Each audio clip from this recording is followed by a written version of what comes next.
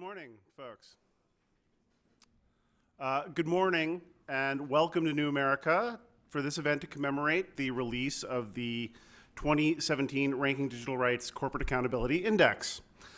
I'm Kevin Bankson, and I'm the director of the Open Technology Institute, which is New America's Internet Policy and Tech Development Wing, where our mission is to ensure that all communities have access to an internet that is both open and secure, which raises the question, how do you do that?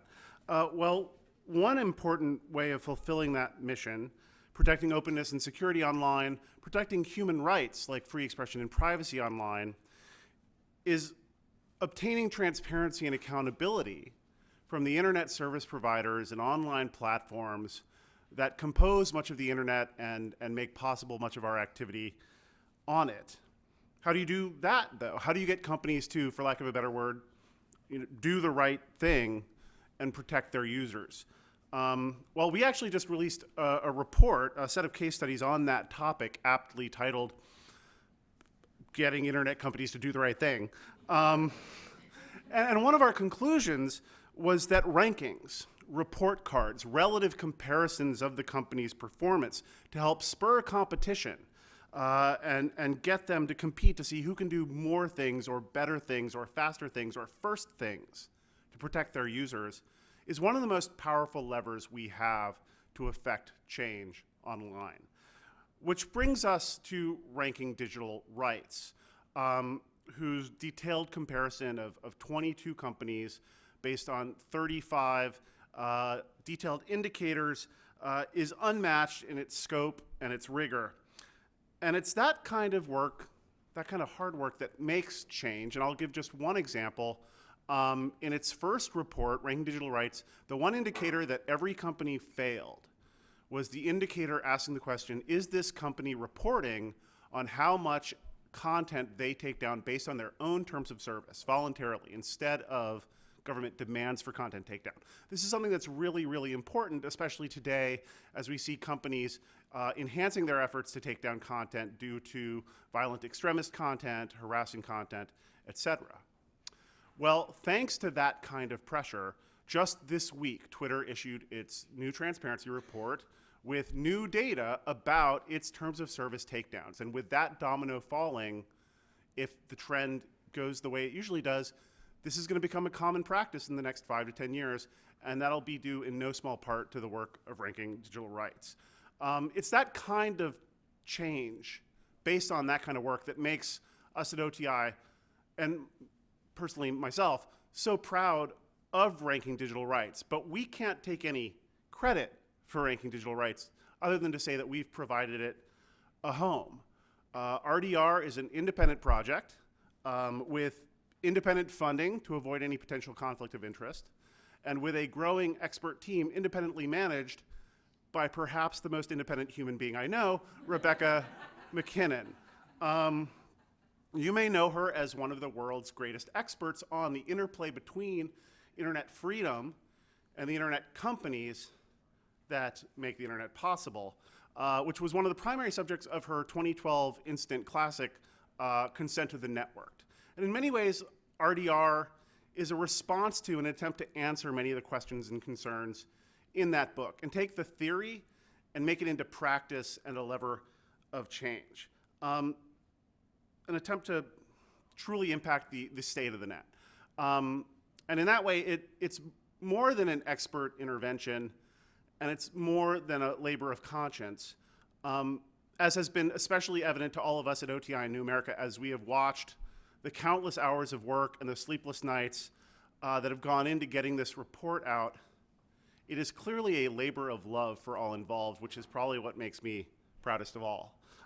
So please join me in congratulating the RDR team in shipping this report, which they're about to tell you all about, and please help me in welcoming Rebecca McKinnon to the stage. Thank you.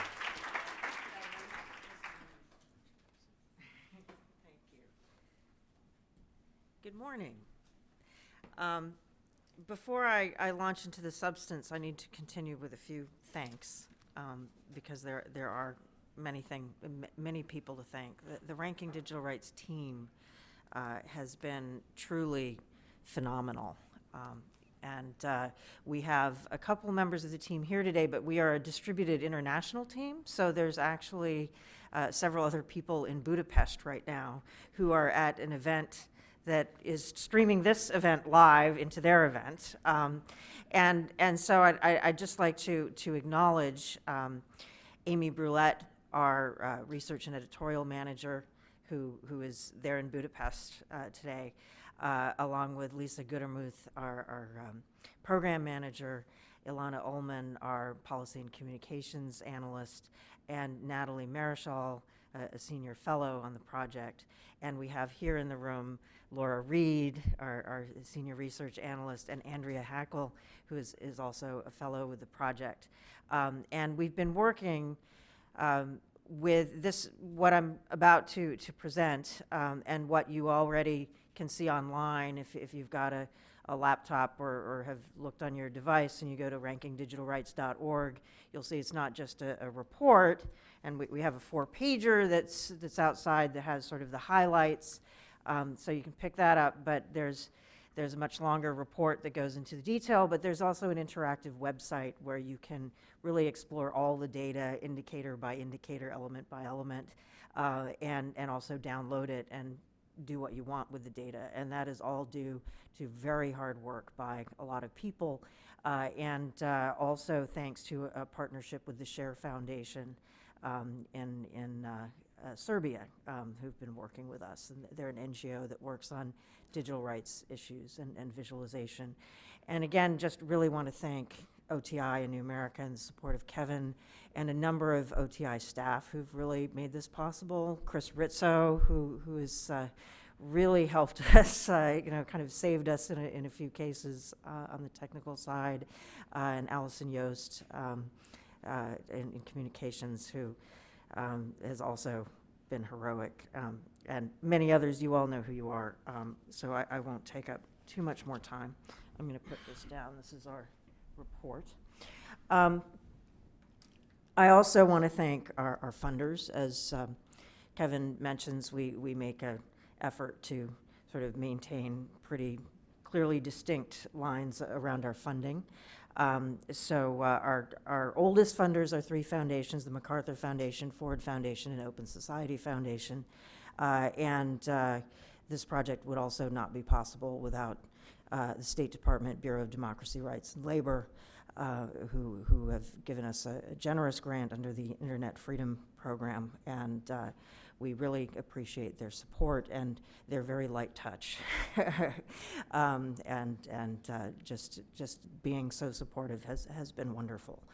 And also want to thank, we have a set of advisors. Since we're a kind of a little project within a bigger organization, I have sort of an informal board, and one of those members is Melissa Brown, who will be coming up later. And so they're listed on the website. And also we had a lot of help from an organization over the years developing the methodology from an organization called Sustainalytics, which works on, which provides data to investors on environmental, social, governance, human rights information. So I'm going to give a presentation about the results of the ranking, and then we're going to have a discussion.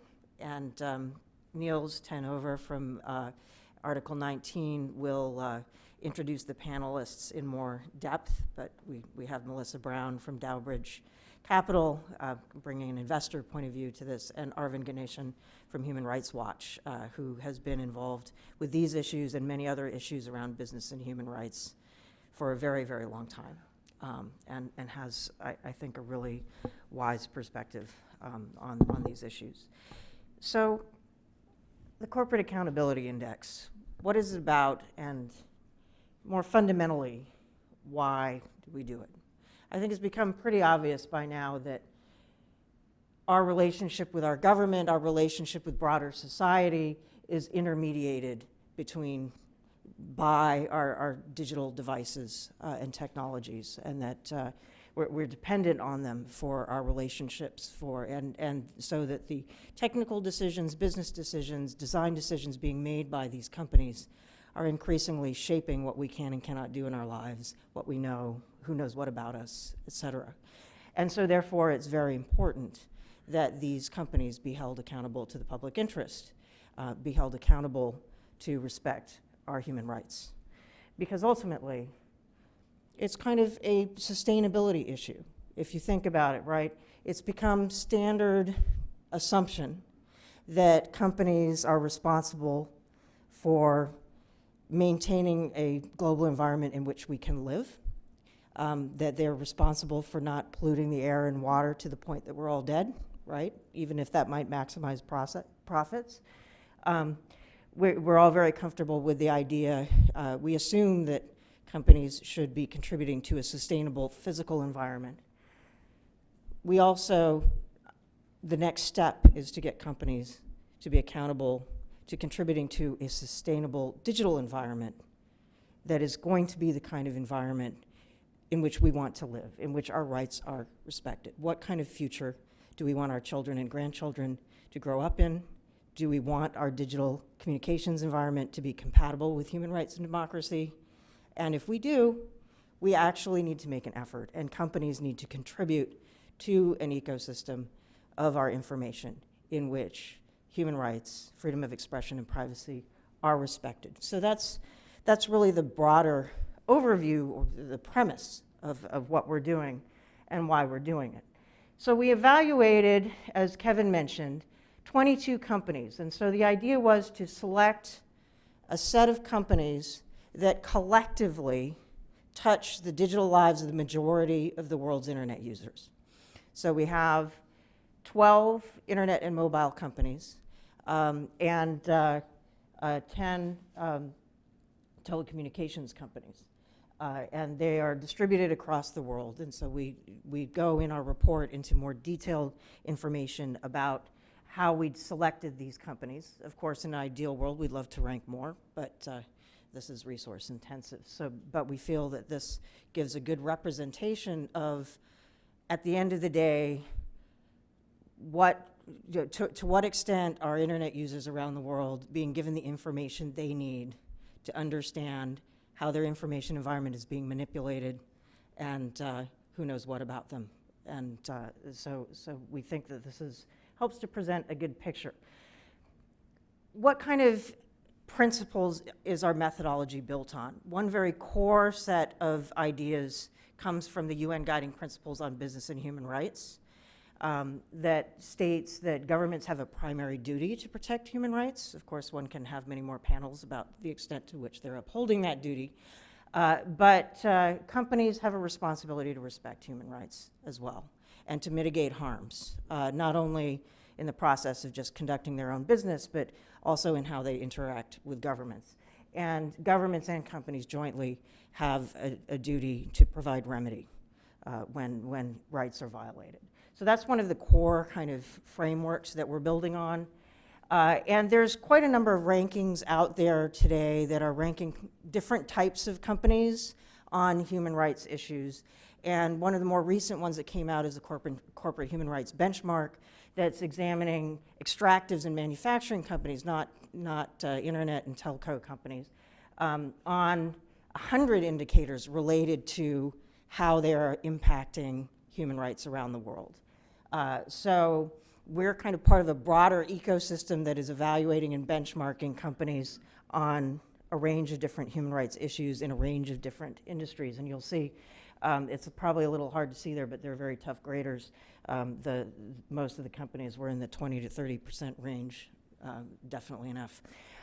So we're building not only on kind of broader human rights standards, but then also specific standards that have been developed over the past decade or two around how do you apply human rights principles to digital platforms and technologies. And so one of the earlier groups that began to develop principles was the Global Network Initiative, which Arvind and I and others were involved in helping to create, particularly around government demands. So when governments are making demands to censor, to assist with surveillance, how should companies be conducting themselves? And what kinds of principles should they commit to, and how should they implement them? And so we build on that, but we also build on a whole range of other privacy and freedom of expression standards that have been developed by a whole community, including Article 19 that Niels comes from and others. So we're building on a set of standards. So here's the index. It's probably hard to see in detail. You've got your 4-pager where you can look at it more easily, and I'm going to break down into little details that you can see a little bit more easily. But I just want to give you an overview because I want to explain the 3 categories that we're evaluating companies on. So we have our indicators, the 35 questions we're asking about the companies, are divided into 3 main buckets. The first bucket is what we call governance. So that's looking at, do the companies have a clear public commitment? And are they showing evidence that they're actually institutionalizing that commitment? Which means, are they conducting human rights impact assessments to understand how their own business is actually affecting freedom of expression and privacy? Do they have clear lines of responsibility from their board and executive management on down to ensure that freedom of expression and privacy matters are being addressed throughout the corporate operations? So we're looking, there's a set of indicators that are looking specifically for evidence of institutionalization of commitments.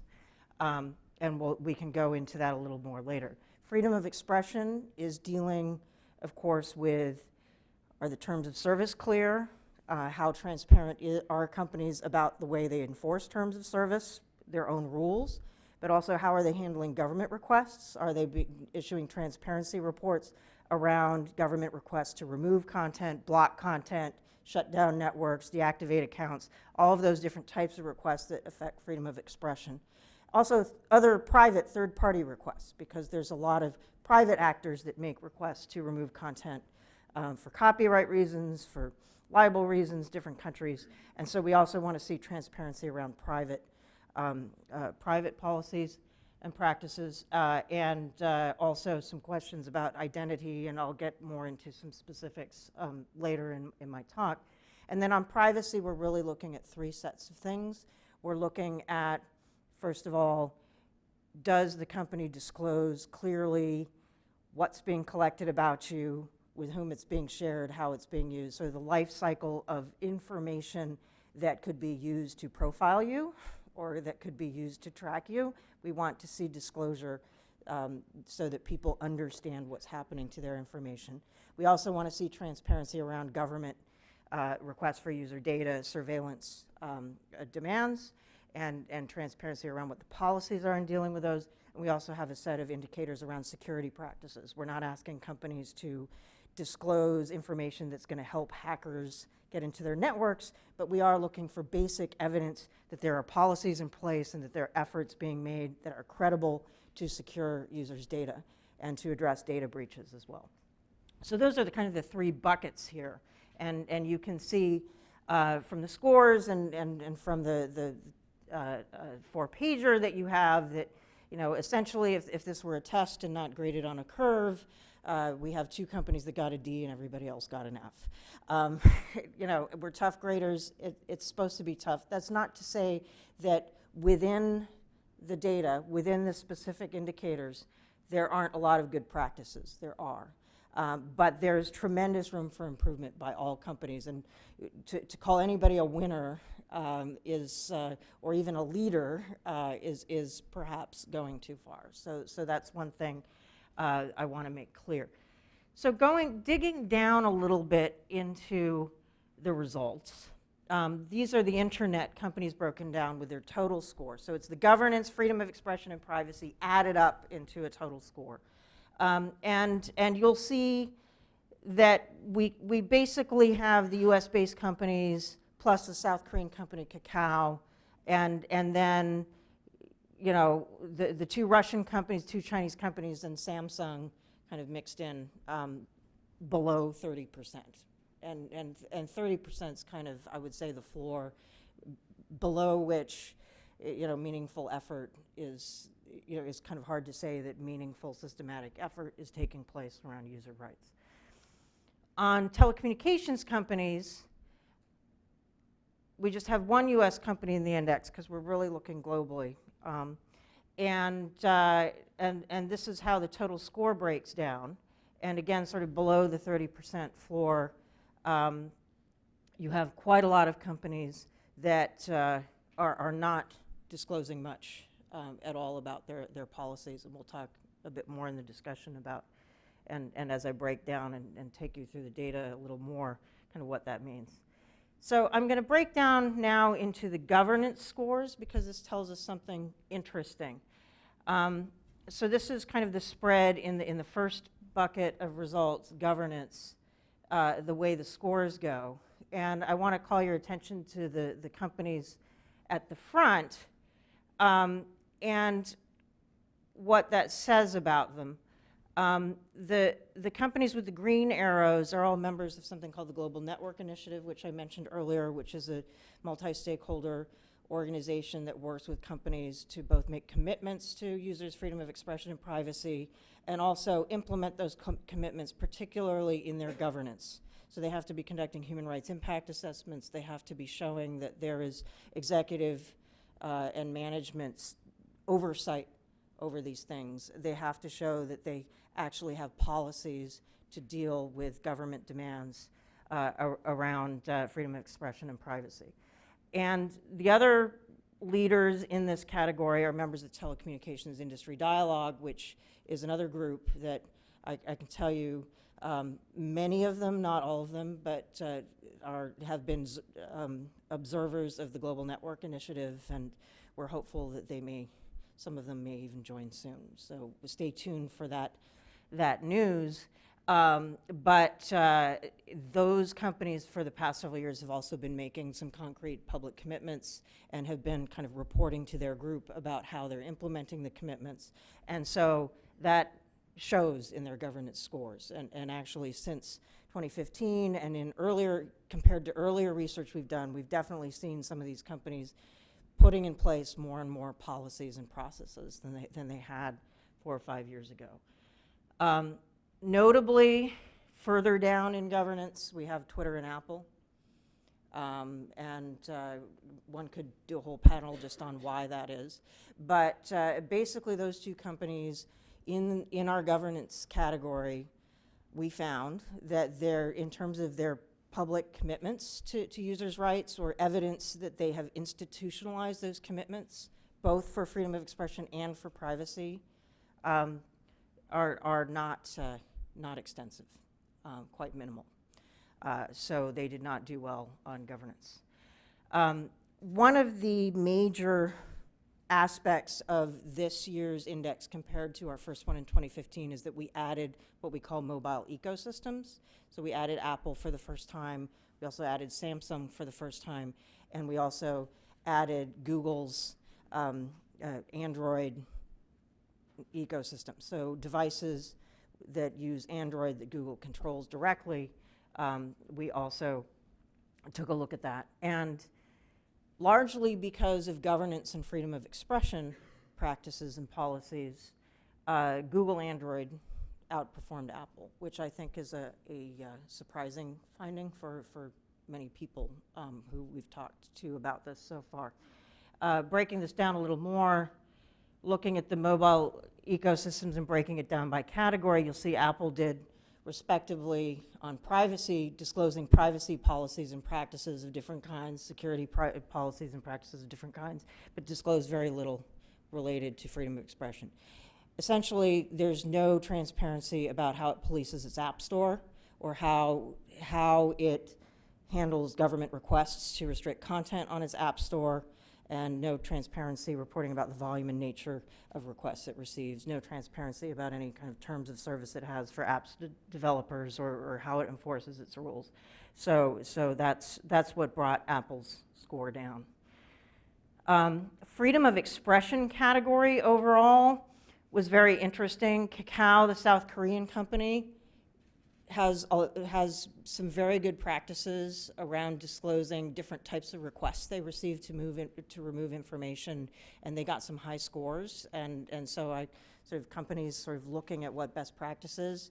Kakao is an example of how sometimes best practice isn't necessarily in the West. There are lessons to be learned elsewhere. Twitter is very strong on freedom of expression and its transparency around removals, relatively speaking, and again, Apple not so much. In the telco sphere, what's quite interesting is amongst the industry dialogue companies, you get, it's quite uneven in terms of the amount of transparency related to content. So, for example, Orange doesn't do any transparency reporting about government requests it gets to block websites. And we know that in France, there's been a dramatic increase in the amount of website blocking, but we have no transparency reporting about that. So that's one example. We're seeing more transparency from some of the others, but you know, it's still under 50%, and many companies don't tell us anything. To dig down a little bit into transparency around specifically any kind of third-party requests that companies get to restrict content, you'll see that there's quite a variation. Again, around third-party requests, Orange didn't get any credit for the reasons I was just explaining. Apple, very, very little. Kakao doing pretty well, very competitive. Drilling down further into the indicator Kevin was talking about, in 2015, I had a slide that showed, you know, the question about, do you disclose anything about content removed for your terms of service? And it was a flat line 0.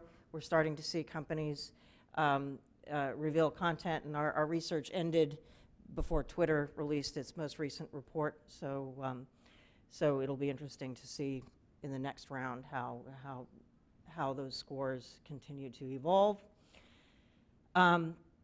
Network shutdowns, we had a new indicator this year about network shutdowns, looking at transparency by telecommunications companies about the requests they get to disconnect their users from the internet for specific periods of time in cities, or sometimes for a whole country. And in India, there were 30 shutdown requests last year alone, for example. And there's not very good transparency around that, so that's something that we'd like to see companies working on. When it comes to privacy, and I'm kind of skipping around some interesting things, I'm obviously not going through all the results. These charts are looking at disclosures related to the life cycle of user information. So the amount of disclosure that's taking place about what's being collected on you that could be used to identify you, with whom it's being shared, how the company itself is using it, how long they're retaining it, and so on. We see Kakao doing quite respectively in that disclosure, and we're seeing the European telecommunications companies kind of all over the map, and in terms, even if they're complying with European data protection regulations, they're not telling their users very much for whatever reason. And we haven't gotten really clear explanation about why, other than that, well, we're complying with the regulations, the users should know that. But our view is that from a human rights standpoint, you actually need to tell users what's happening to their information, and just assuming they understand what the regulators are doing is insufficient. On collection, to drill down on that set of indicators further, you see some interesting patterns. In terms of disclosure about collection of user information, Kakao, again, from South Korea, is the strongest performer. Google not doing so well in that particular piece of disclosure. Might have to do with its business model. P4, sharing of user information. Does the company clearly disclose what user information it's sharing and with whom? Kakao, again, comes out first. Google not doing so well. And Apple, surprisingly, it's not clear why they don't disclose more, because they talk in fora and to the media about their policies, but for some reason they're not disclosed systematically to users. So that's surprising. Encryption policies, Yandex, the Russian company, which overall didn't score so well, does quite well on its disclosure about what types of encryption are used for what services. Data breaches, we had a new indicator this year on what are the company's policies in responding to a data breach in terms of informing affected parties and so forth. Only 3 telcos disclosed anything. Nobody else in the index disclosed anything. And so, particularly for investors, that may be of concern. But obviously of concern to everyone else as well. So just to wrap up, we obviously have a number of recommendations for companies that are in detail on the website and in the report that really relate primarily to, we need companies to carry out risk assessments. There needs to be greater transparency around all kinds of requests. Companies need to communicate more clearly about what's happening to users' information. If somebody was going to build a profile on me based on my use of Google, Facebook, and AT&T, and my iPhone ecosystem, what kind of profile could be built about me? I need to have enough information that I have some sense of that so that I can then make informed choices. And right now, people are much too far in the dark on that. Grievance and remedy, the industry needs to develop better mechanisms for people, it's not necessarily always about financial compensation, but getting your content restored or having the harm addressed if your privacy was violated, and working when appropriate with governments on having better grievance and remedy. And then just greater clarity about the security practices is clearly something that everybody's very concerned about. Also, for governments, one of the things we found in the index, and I'm just wrapping up now, is that, of course, there were areas where companies were not disclosing enough because governments weren't letting them. And so we need reform of laws and regulations so that companies can maximize their transparency. There are a lot of regulations that prevent companies from disclosing private requests, for all kinds of things. It's not clear what the national security interest is in this, or, So there are a lot of things that could be done with the law. Just generally, the demands by governments on companies need to be compatible with human rights standards, and they are not. One could do many panels on that. And governments need to be doing transparency reporting themselves. And for the most part, they're not. That should be a core requirement and expectation for any open government practices that are going on. And right now, there's very little of that happening, even from the most open and enlightened governments. So that is kind of a very broad overview, and I will now invite our panel to come up, and Niels is going to lead the conversation, and we're hoping to open it up to the room pretty quickly, and Dr. Hackle here is going to run around with a mic, and so we will have a good conversation. Thanks.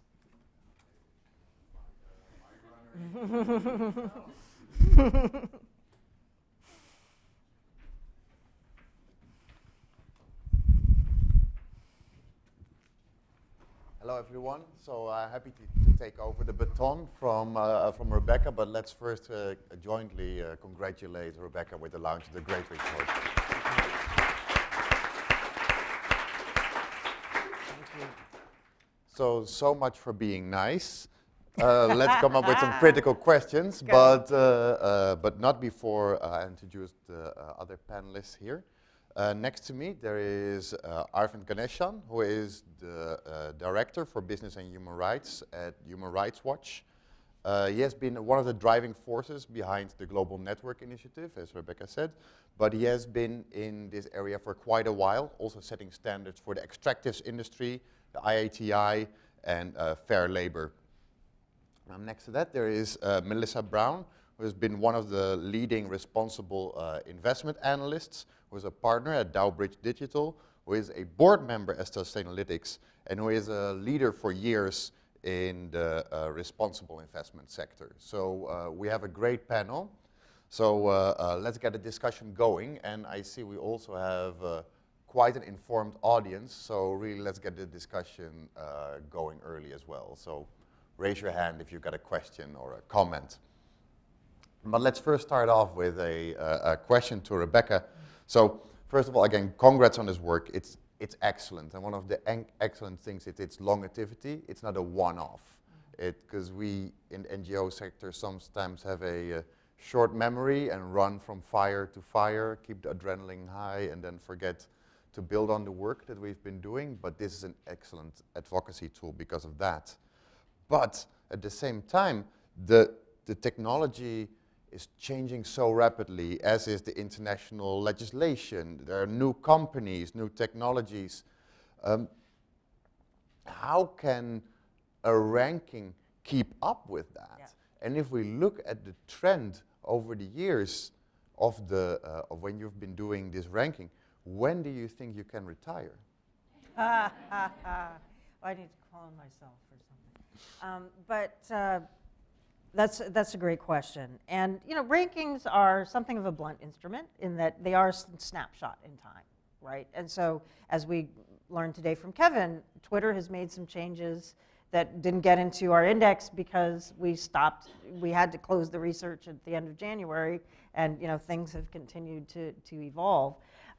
So it recognizes that it's a snapshot of what the companies were doing during a particular period.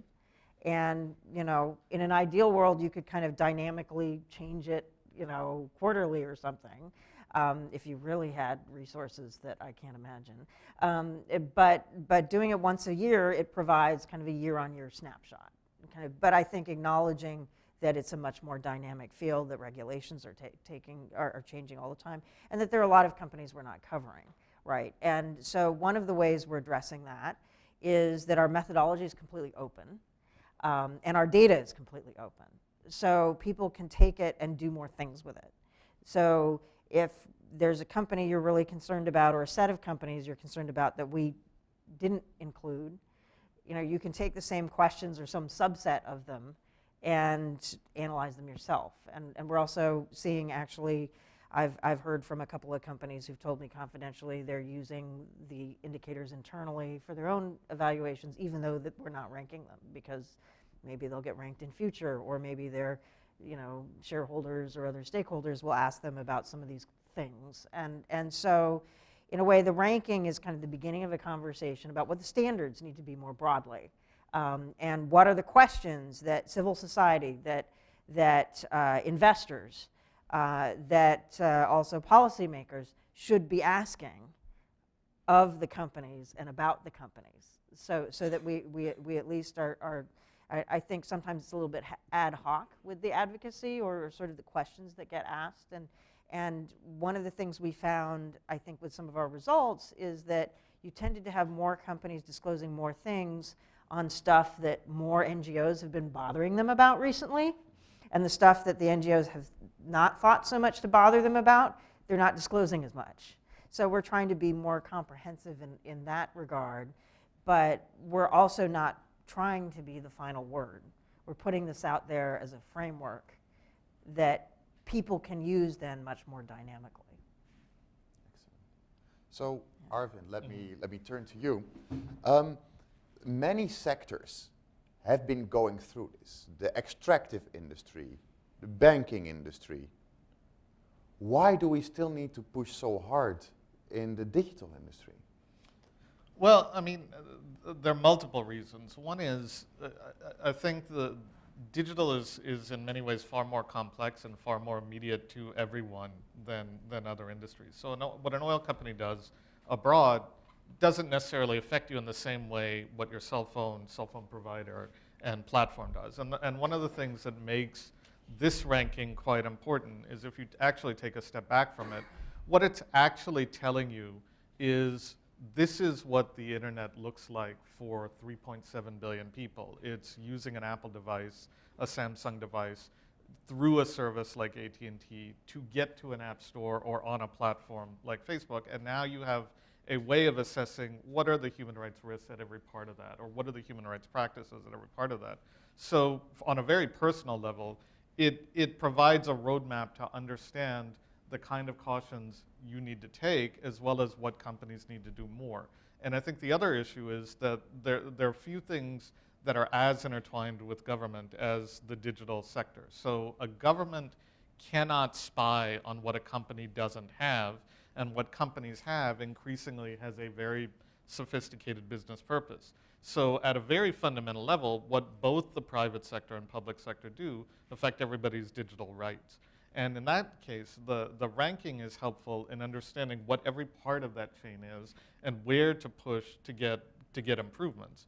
I think in a global sense, what we're also seeing is that industry after industry is being subject to more disclosure, whether it's extractives or digital or others, through investors, through governments in Europe and elsewhere. So it's very clear that there's a public trend that's reflected now in growing government regulation that people want to know more about what companies are doing. And one of the things they want to know is how it affects their lives. So now I think about this as Rebecca was talking. I have an 11-year-old who got a cell phone this year. So he's got an iPhone on AT&T and texts and plays video games. Now I can look at this and I can say, okay, well, AT&T has certain issues with this, and the App Store at Apple has certain problems with privacy disclosure, which means as a parent I'm going to say no to everything, basically. But what it really says is, look, for 3.7 billion people, you now have a roadmap of what the internet looks like for them and what companies need to do to better protect their rights at each part of that chain. And that's going to be critically important because as we're seeing, I mean, just this last week in Europe and elsewhere, there is more pressure to disclose what companies are doing on rights. And in the digital sense, there is going to be even more pressure because governments want more access to that information as well.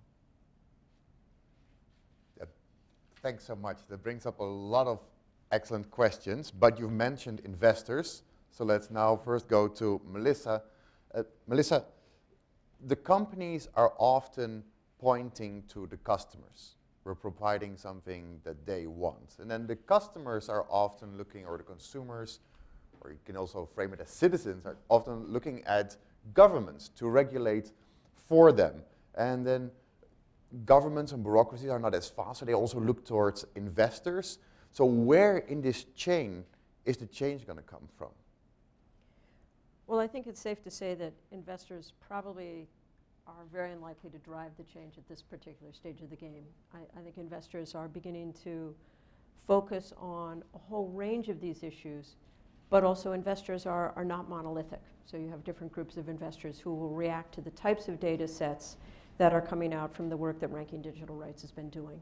And I'm beginning to see really the front end of that. So there are groups of investors who have always been global investors who pay attention particularly to human rights issues. Other groups of investors who will focus on governance issues. And the governance backdrop for these issues is now beginning to be really very, very significant. And then there's the final group that basically says, we understand these issues and we're interested in them, but we're particularly interested in them as they evolve as risk issues that may impair a share price valuation, or longer term as risk issues that may shape the business models of the companies. And we've touched on the word business model here. It's really relevant. And we've seen this play out. So let me just pick a simple indicator. I think it's safe to say investors are probably likely at this stage of the game to be most interested in some of the privacy indicators. Well, let's put that in context. Yahoo just had to revise their planned acquisition by Verizon and to announce that they were going to take a $350 million haircut with longer term implications to the value of the transaction because of an effort to come to grips with the damage to the value of the company as a result of data breaches. What's great about the accountability index is now you can go look at that indicator and say, so where are we on data breaches? We've got some terrific companies here, many of them with an established public track record, a long history of regulation, and really dynamic relationships with their customers today and hopefully their customers tomorrow. What are they telling us about data breaches? I think it's probably one of the indicators where we saw the worst performance across the board. So it's an area where the companies are very, very reluctant to say anything. And that's quite material. And it's very interesting to me as an investor because I have a couple of questions to ask. One is it because the companies themselves are not in good control of the issues, the risk management issues related to their infrastructure and their commitments to their customers? Does that mean in 2 years there'll be a new player who's going to offer me a much more stable and secure platform that I can work from? Interesting business opportunity. Or does it mean actually that the companies and their boards don't yet fully understand the issues, and possibly that their general counsels and their lawyers are telling them, don't say anything publicly about this because you may face some liabilities you're not prepared to manage. These are all important and complex issues. They all relate to the business models, and these are inherently interesting, significant investor questions.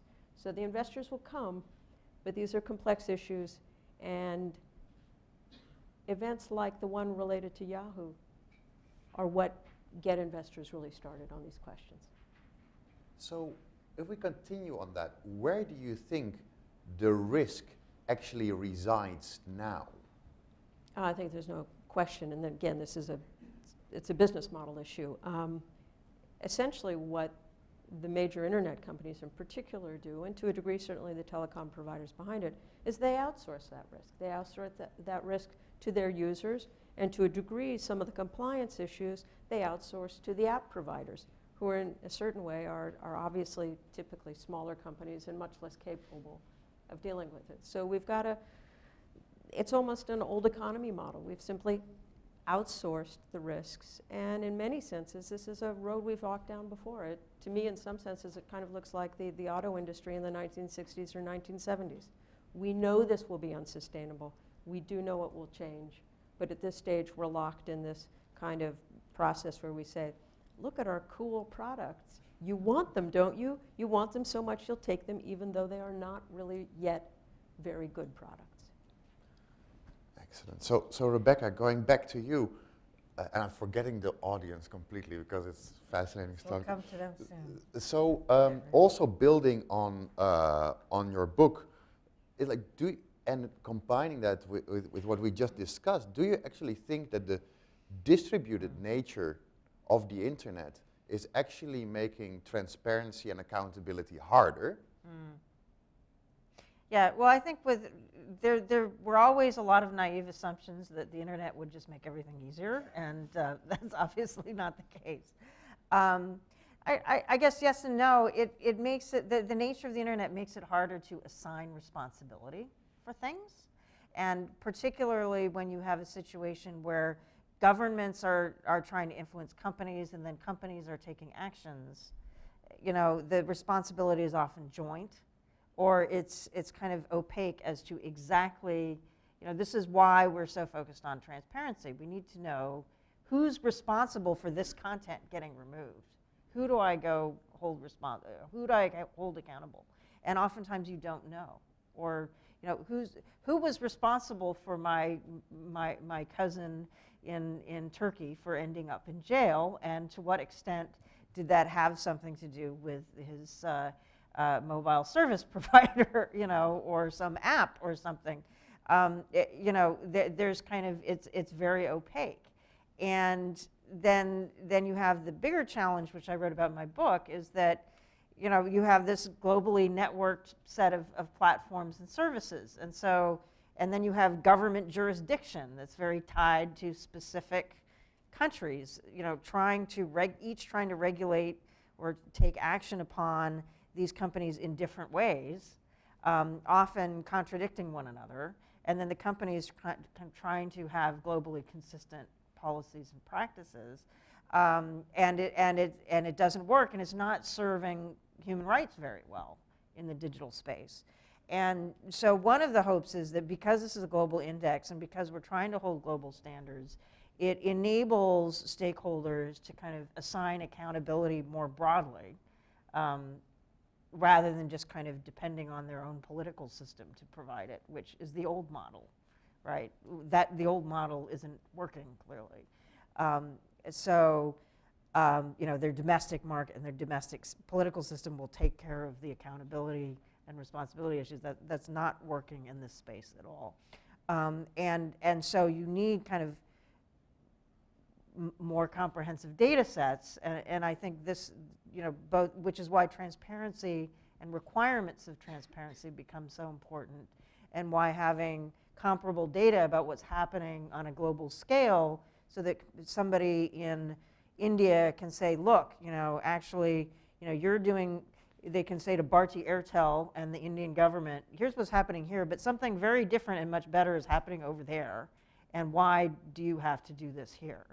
And try and have a bit more positive modeling rather than just kind of everybody is modeling worst practices, which has kind of been more of the trend lately. And so governance is increasingly about benchmarking and monitoring and about evaluation and enabling people, both affected groups and those who kind of speak for affected groups to then figure out how to apply the right pressure and incentives on a more global scale. So if we look like through the squints of our eyes at the graphs, we see there are no winners, but we definitely see a difference between the Ds and the Fs. And some of the Ds are member of the GNI. So we see that there are people that are organizations that are sensitive and responsive to this data and are showing improvement, but there are definitely also organizations that do not seem to care. Will there be a differentiation in with the forerunners and people who say this is not of our interest, we're just going to give best pricing? And how do we ensure that it doesn't happen, and what can we learn from other sectors in that respect, Arvind? Well, I mean, I think it's not an accident that the companies that rank the highest did, because not only are they part of GNI, they're also the ones that got the scrutiny the earliest. I mean, some of the first scrutiny was by Rebecca in 2006. So you're seeing, in some ways, the culmination of 11 years of pressure on them. So on the one hand, you can say across industries, companies that receive pressure change, and you will probably see that. The second thing is, as disclosure increases, I think, like Rebecca alluded to, you want to create a race to the top and not a race to the bottom. And this is an area where there's a combination of clearly external challenges like governments or criminal networks that are stealing data, but there's also consumer choice. You could theoretically see the 2019 Digital Rights Index giving individual consumers or groups the ability to choose somebody who's above 60% at every part of the internet or telecom chain, or something like that, to say, look, if we're going to have it, we want at least this. So I think by ranking things, it forces other companies to look at what their peers are doing, but it also creates more disclosure, and hopefully it will create more choice. What it also says, and what's important, is that whether it's a data breach, or whether it's government surveillance, or whether it's a company taking data and using it for commercial purposes, the data is the same, right? It is only the people who use it and the purposes they use it for that differ. And so by knowing that, and knowing there may be criminal activity, there may be legal surveillance or illegal surveillance, or just maybe even a dubious commercial purpose, knowing what every part of a company is doing in greater detail gives a lot of people, consumers, governments, investors, and others, a better way to look at what a company is doing and exert pressure in a more focused way. But I think ultimately it will push people higher, or at least it will cause people to avoid the lowest on the chain, in a sense. Excellent. So at this moment, I'd like to turn to the highest educated mic runner in the city, so Dr. Mike Runner, to see if we have some questions from the room. All right. Could you please state your name and affiliation? I'm Michael Nelson with Cloudflare, a web security firm. I really like the work presented here, and I really like the fact that you're starting to see action. Particularly glad that we're starting to see data on what companies are doing to take down customers according to their own corporate policy, not at the behest of law enforcement. So my question, I guess, is mostly for Rebecca. In your discussions with the companies you've surveyed, have you heard indications that others are going to start doing that as well? And what have we learned so far from the data that these companies have released about takedowns according to their own corporate policy? Yeah, that's a really good question. I mean, they're definitely beyond the companies that actually showed disclosure there. There have been conversations with other companies about, how do we start doing this? And disclosure around terms of service enforcement is tough because you're also dealing with spam, you're dealing with child porn, and so you want us to disclose all of these things, or what do you want? And what we explain, and a number of other kind of groups, not just us, have been saying, look, people need better clarity about how your terms are being enforced, and the types of things that are being taken down in what percentages and volume, right? So this is around accountability. It's not just about kind of numbers for numbers' sake. So there's definitely a conversation ongoing between the companies and a lot of groups about what good transparency around terms of service should look like, because there's no one good model. And right now, we're seeing kind of piecemeal transparency.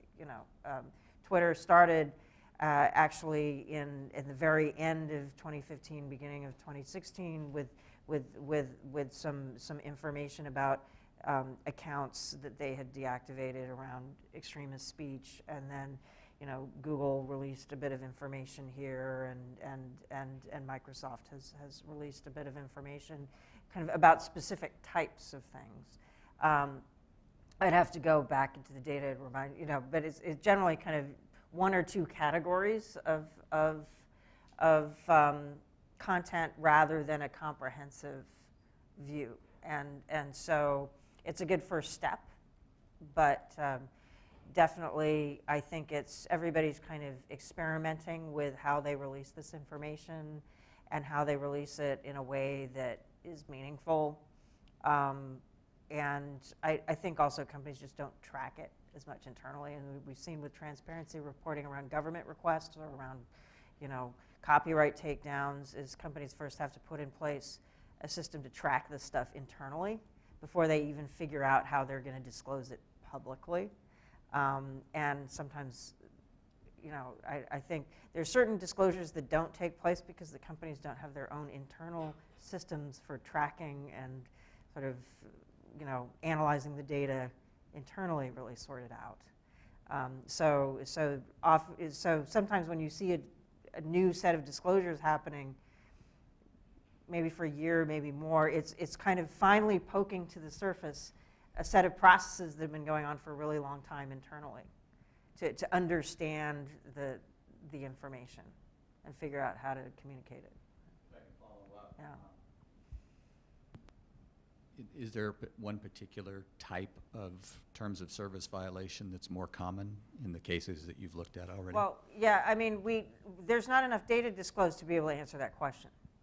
Right now, most of the disclosures have been around extremist content, because that's what, although Laura can tell me probably off the top of her head better than I can, there may be a couple other subjects that companies have been also disclosing. It's terrorist content and non-consensual pornography. Yeah, non-consensual pornography and terrorist content is what gets disclosed. But the data isn't telling us anything about what percentage of takedowns, total that represents, or what other category. There's just not enough data being disclosed to even know. So with this opportunity, I'd like to take this opportunity to ask a question back to an internet company, if you mind me. How is Cloudflare dealing with risks assessment for freedom of expression and privacy? Well, by one thing, we're talking to GNI every so often. Cool. But we also do have a very clear transparency report, quite comprehensive on what data we have been asked for from law enforcement. We do that every 6 months. We also make some very clear promises about what we will do for our customers. We're right in the middle of the internet. We process more than 10% of all the world's web requests every day. And if people don't trust us, they'll stop using us. So I don't know how we would score, but I think we'd do pretty well, because transparency and trust is essential to our whole business model. But we are also subject to these law enforcement orders, and sometimes they come with a gag order. We just spent 3.5 years fighting to be able to tell the world about one of these cases, and we are succeeding in court so far. But it's a for a company in our position, and for several of the other companies up on that list, if you don't have people trusting you, you don't have a business. And we will spend a hell of a lot of money to fight government requests that we think will endanger our customers' data. Thanks so much. 1, 2, 3. There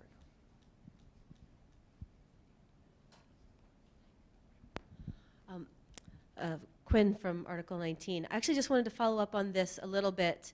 And reflecting on the ranking, Microsoft scored quite high. And I wonder to what extent this actually goes back to this question of business model. I was in a meeting with Microsoft and all the other internet giants a year or so ago, where it was clear, because they were getting pressure from their business clients on privacy and data protection, that they were taking it very seriously. Whereas some of the others who were more of the B2C model were like, no one's telling us they care, they just like our new shiny app. So to what extent is that really driving maybe some of these kind of enhanced transparency and protection? Because it's not longevity. Apple's been around almost as long as Microsoft. So where do you see that role playing? Yeah, that's a really good question. Business model is definitely part of it. And so I guess in a way, this intervention is meant to kind of push beyond business model as an incentive. But it's been pretty clear for a while that Microsoft has had a number of reasons why they wanted to implement these things. But it also is kind of self-reinforcing. They've been involved with G&I from the beginning. They've been involved with conversations with stakeholders for a very long time. They've been doing due diligence. You know, when they bought Skype, you know, they inherited a Chinese joint venture that was a nightmare, and they did a human rights impact assessment and you know, consulted with a lot of people in the human rights field and cleaned it up basically, and implemented a change that is much better for privacy. So that goes beyond the sort of enterprise business model, and speaks to a company that kind of early on just decided to make commitments. But business model is certainly part of that. I think it's easier for some companies to care about these issues than others, and you know, exactly where their profits are derived is part of it. But I guess what we're saying is that beyond your business model, you have an obligation to be respecting rights, regardless of what your business model is. And so here's that picture. And just as some regulatory factors might also give some companies a leg up and some companies a leg down, business model may be doing that too.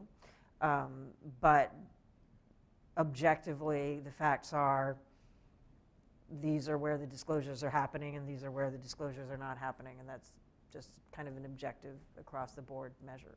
So.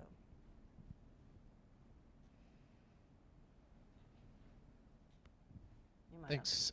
Jason Pielmeyer from the State Department Bureau of Democracy, Human Rights and Labor. Congratulations on the report. Question about the indicators within the freedom of expression bucket.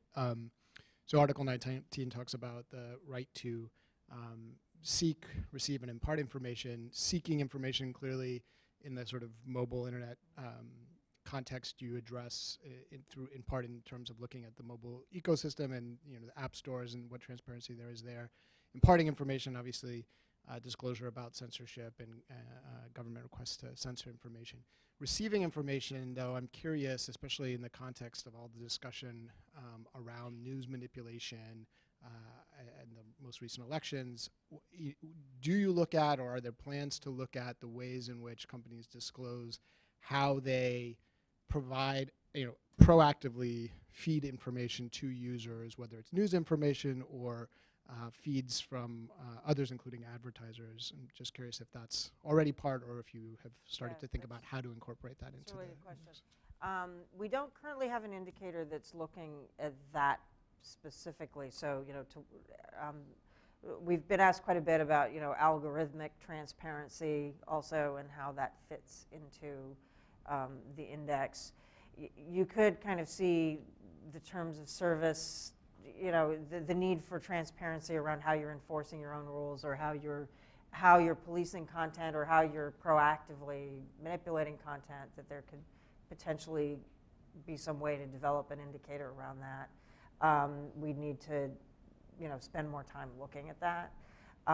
But definitely, I think more broadly, kind of beyond the questions we're looking at, there does need to be more transparency, kind of just in general. And I think it might be also useful if there are some groups that are affiliated who are interested in kind of looking at this question, and if we were to develop an indicator that's looking precisely at that question, how transparent and accountable are companies about the way in which they're shaping your information environment in the context of the platform? What would that indicator look like? What would the objective kind of questions be that you need to seek disclosure on? That's definitely, I think, could be really an interesting exercise if somebody wanted to help us think that through. So, but before we go back, I was just wondering if Arvind or Melissa had any responses around the business model question in particular, or anything else so far.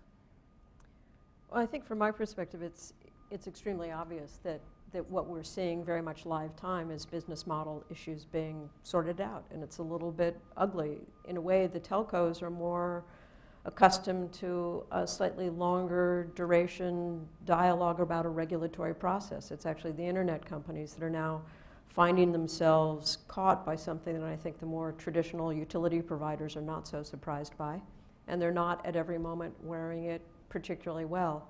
One thing that I would say, and I'm happy to refer to this intermittently, but if you want to get a fresh snapshot in time about how some of the most highly paid securities lawyers look at some of these risks, it's worth your time to take a look at the risk factor section of Snapchat's at Snap's S1. It's very fresh.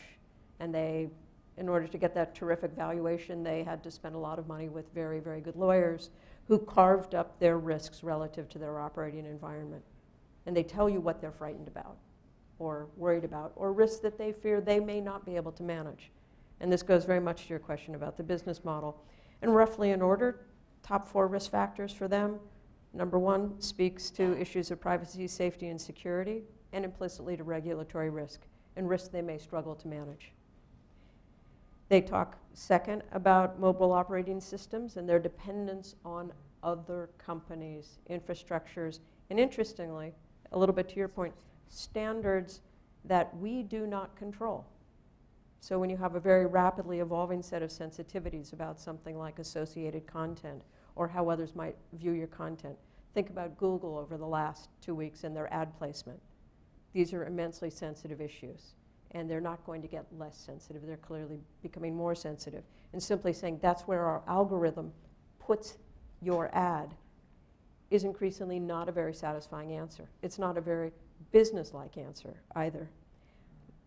Snap also refers to their total reliance on Google Cloud relative to disruptions. That's their infrastructure. Those are their pipes. Google Cloud can't deliver for them. They can't deliver their fun stuff. And then the final issue relative to their business model, really, really crucial, is our inability to collect and disclose data. That's how do we monetize? How do we make money? So this issue of the business model is immensely important. And your simple slicing of it, is it B2B or B2C? It's easier to impose legal liability on the B2B context and to see this play out in a more stable, traditional, legally mandated way. The consumer area is much more volatile. And from an investor perspective, it means you're going to see a lot of events, and that's how investors will get better at this. We're going to have disruptive events to look at that, especially when you have companies that are trading on very stretched valuations. Some of those can be really value destructive. Some of them over time can be really value enhancing, because indeed some of these companies will get better at this. Yeah, I think Microsoft is a good example that structure has an impact. I think one of the reasons Microsoft is able to do some things faster is because it's been around since the 70s. And so it's put all the structures in place to have a compliance regime or implement policies throughout the company. The flip side to that is if you look at telecoms, one of the reasons they have a lot of problems is they used to be government entities, and kind of institutionally they're not necessarily used to taking an arm's length position from the government and saying no to what government wants. So that's a downside. But from our perspective, it shouldn't matter. If you take GNI, every company has the same time-bound period in which to do what it's supposed to do. And our view is that you can't either rely on or blame structure for not meeting human rights commitments. You've got to figure out a way to do it within the context of the individual institution. But I mean, not just in this sector, but in others. Yeah, if somebody already has the systems in place, has a general counsel's office that has visibility throughout the whole company and can act quickly, it will probably be able to integrate new policies faster than one that doesn't have any or is just starting to figure that out. So we had, should go back to you, but this is such a, we see that size and visibility matter, and we just heard from the gentleman from Cloudflare that over 10% of the traffic is going through. So is transparency and accountability a kind of a consent of the centralized? Consent of the centralized.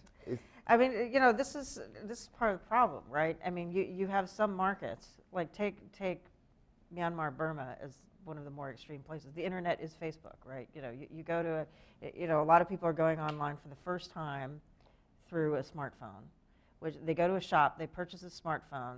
The shop, with a subscription via Ooredoo, which is in our index, and the person in the shop sets them up with the Facebook app and a Facebook account, and their entire internet experience is through Facebook via Ooredoo, via whatever Android smartphone it is.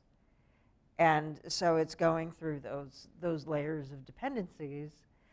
And yeah, I mean, it's not like you can choose between a dozen of different DVD players and you have all this consumer power. It's like you're kind of stuck with that set of layers.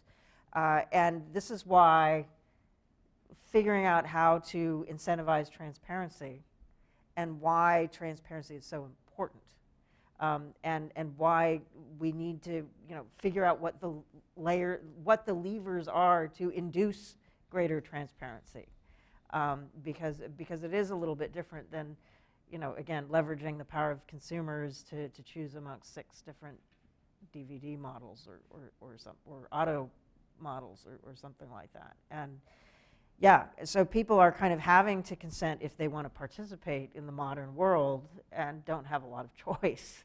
And so how you kind of get more accountability and also sort of participation and knowledge and understanding of what's happening.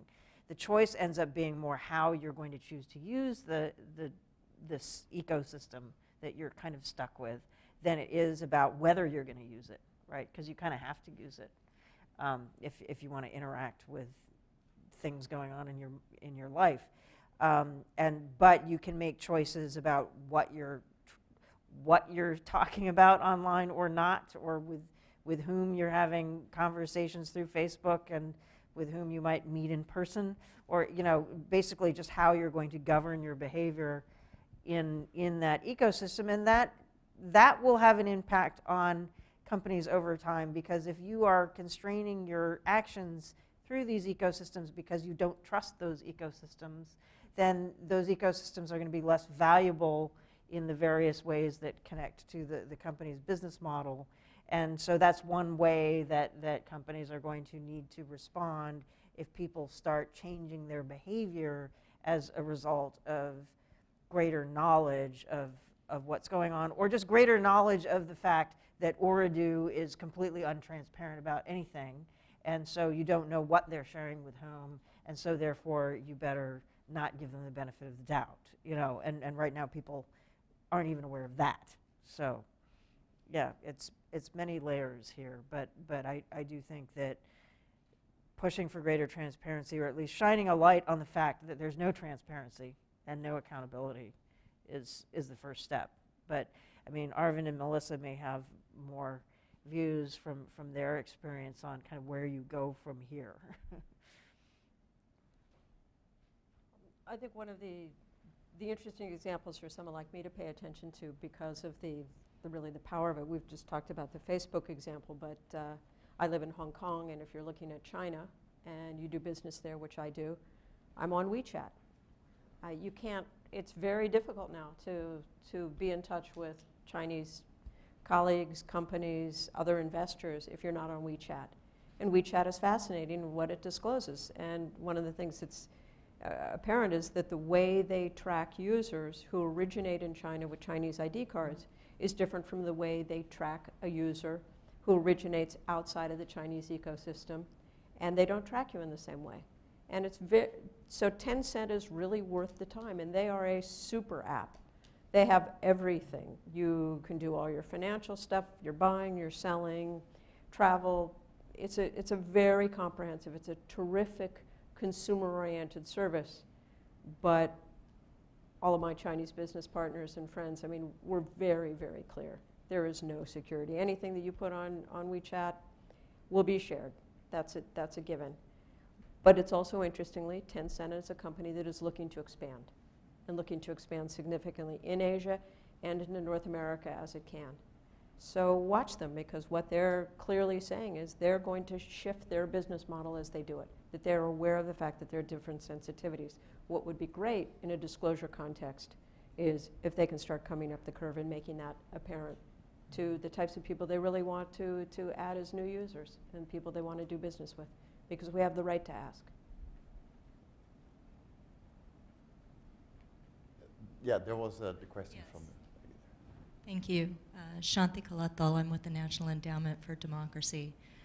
My question actually directly relates to these Chinese companies that have scored fairly low in your rankings, and also ties into something that Mike Nelson said at the very beginning about, trust being the key component. And it almost seems as though, just given your comments just now, some of these companies may, as they push overseas, develop some kind of bifurcated system whereby they don't really care if they have consumer trust within their borders, but as they expand outside, perhaps they are under more pressure.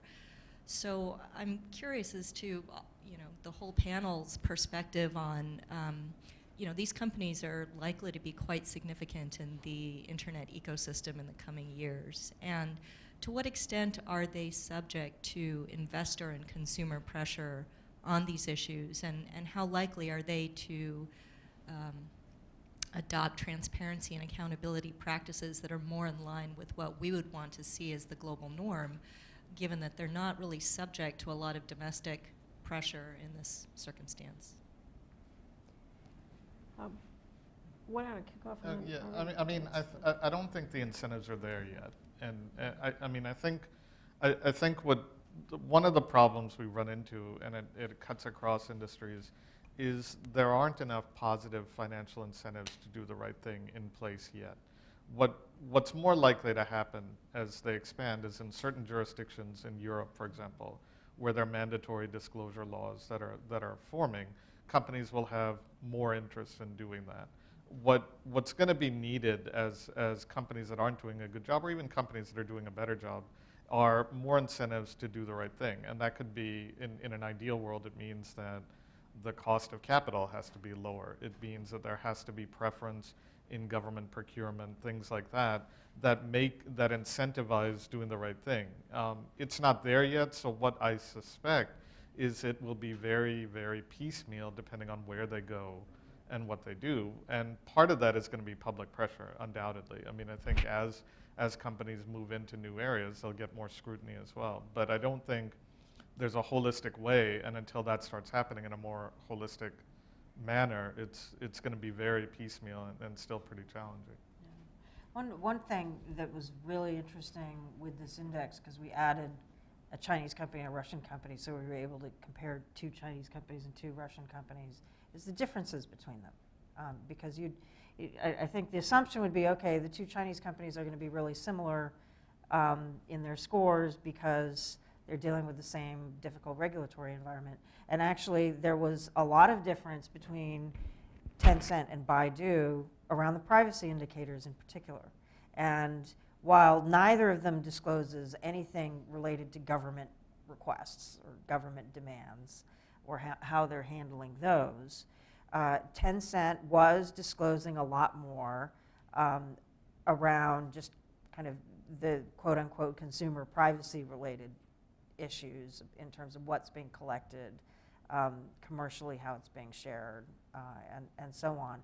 And you know, one of the things we did with our research on all of these companies is we had somebody who's an expert on the legal context of each jurisdiction that these companies are headquartered in help us with an analysis to identify, okay, of these things that, say, Tencent and Baidu did poorly on, which ones are things they really have little control over unless the law changes, and which are the things there's no legal barrier to improving.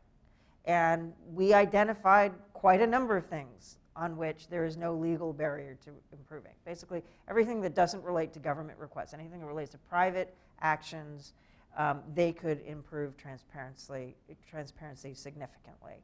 And because of that, there's differences in their practices.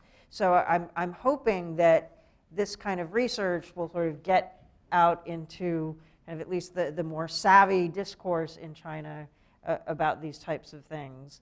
And it can be that the conversation that takes place may have an impact on the companies eventually. And likewise with the Russian companies, there was a tremendous difference between Yandex and Mail.ru on a number of things, even though they're in a tremendously kind of both unstable and not very free environment. And you saw Yandex taking security much more seriously and disclosing that. So there are things that companies can do, and I'm hoping that our analysis, and we've got sort of a section on the website that looks at Chinese companies specifically and analyzes the differences in a pretty granular way, and also the Russian companies as well, and identifies what we think companies can change despite the tough regulatory environment. So definitely, I'm hoping that as those kinds of things get highlighted more, and get into circulation more, that perhaps investors might also seize on those things, because investors kind of calling up Tencent and saying, oh, you did badly in the Corporate Accountability Index. Tencent's like, well, what do you expect? We're in China. And that's kind of the end of the conversation, right? But if the investor can say, well, we know you're in China, but there are all these other things that apparently, the index people say there's no legal barrier to improve, so why don't you do that? Then it becomes more of a foothold, I think. Right. Yeah, granularity is Yeah. opportunity in that sense and allows for much more intelligent and advanced policy making.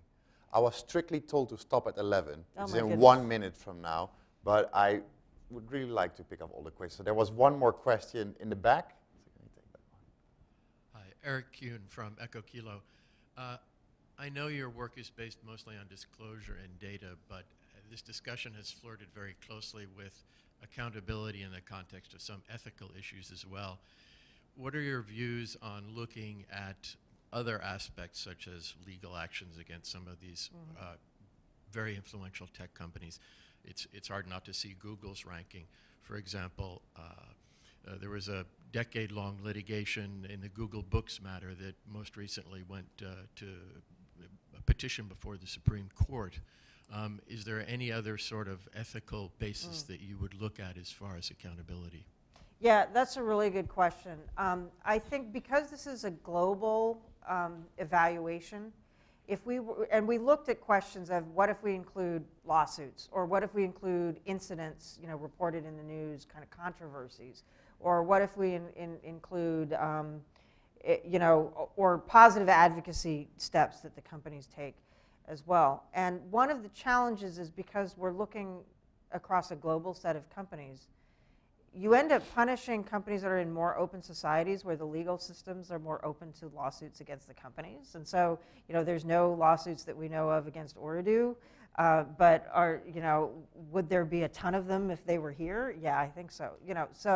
So in terms of sort of an objective measure across a global set of companies, including those types of questions, we felt would kind of not clarify sort of